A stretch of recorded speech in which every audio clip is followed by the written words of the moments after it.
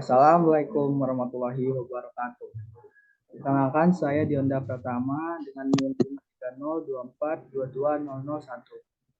Di sini saya bersama kelompok 5, akan menjelaskan fungsi dalam C++. Saya akan memperkenalkan kelompok saya terlebih dahulu. Pertama ada Lois dan Warto dengan NIM 53024220002. Kedua ada Husna Alia Nabila dengan NIM 530242265. Ketiga ada Muhammad Zikia Segaf dengan NIM 530242210. Keempat ada Farah Raisya Septiana dengan NIM 53024220007. Dan terakhir ada saya. Dan materi pertama akan dibacakan oleh Farah Raisya. Silakan Farah Raisya. Terima kasih atas kesempatannya. Di sini saya akan berbicara tentang pengertian fungsi. Fungsi adalah bagian dari program yang dimaksudkan untuk mengerjakan suatu tugas tertentu dan letaknya terpisah dari program yang memanggilnya.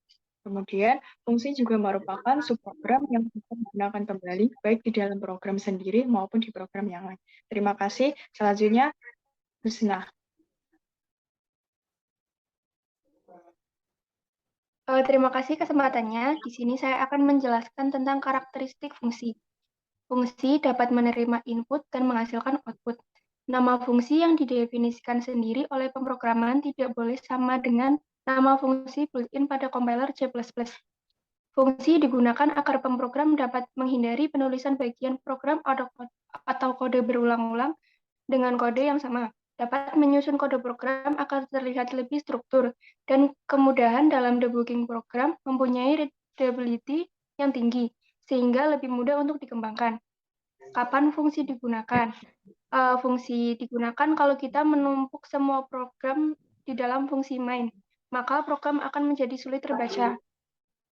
Terima kasih. Selanjutnya dilanjutkan oleh Luis. Oke, untuk deklarasi fungsi adalah seperti ini. Hal-hal yang perlu diperhatikan.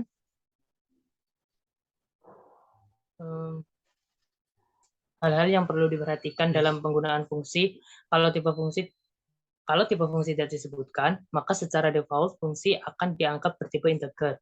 Untuk fungsi yang memiliki keluaran bertipe bukan integer, maka diperlukan pendefinisan penentu tipe fungsi.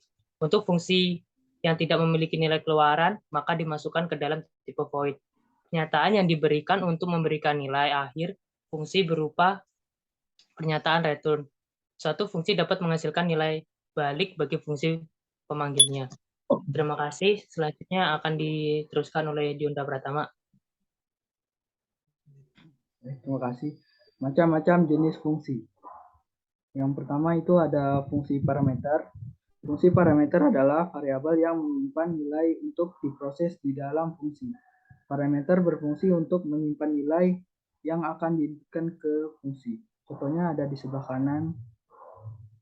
Dan yang kedua akan dijelaskan oleh Asgar. Siap. Selanjutnya adalah fungsi rekursif. Fungsi rekursif adalah fungsi yang memanggil dirinya sendiri.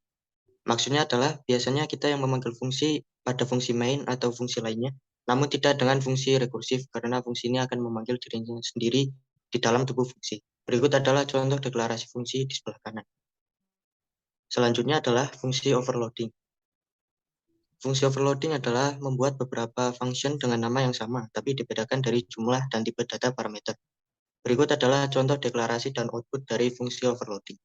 Dan dari kelompok kami mohon maaf jika ada kekurangan dan kesalahan kata. Terima kasih. Wassalamualaikum warahmatullahi wabarakatuh. Waalaikumsalam warahmatullahi wabarakatuh. Lagi aja.